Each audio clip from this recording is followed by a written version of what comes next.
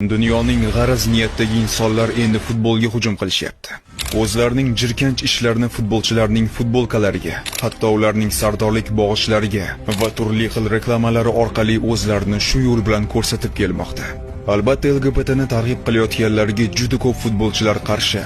Agar futbolchilar bu ishni qilishmasa, maydonga tushirmasdan zaxirada qolasan deb tahdidlar ham qilishgan. Muhammad Salah: agar futbolkamga LGBT ramzi tushirilsa, men futbolda o'ynamayman.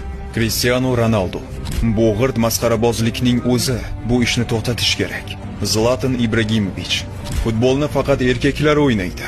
Agar LGBTni targ'ib qilmoqchi bo'lsangiz, men boshqa jamoaga ketishim mumkin.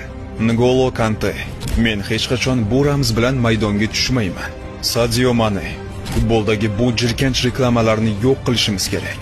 Neymar: siz LGBTni targ'ib qilyapsizmi? Demak, siz to'g'ri yo'lda emassiz. Vardy Leicester City'da sardorlik qilayotgan vaqtida LGBT ramzi tushirilgan sardorlik bog'ichini taqmayman degan. Hatto gol urganda ham burchakdagi bayroqni borib sindirib tashlagan. Ha, haqiqiy futbolchilar mana shunday bo'lishi kerak.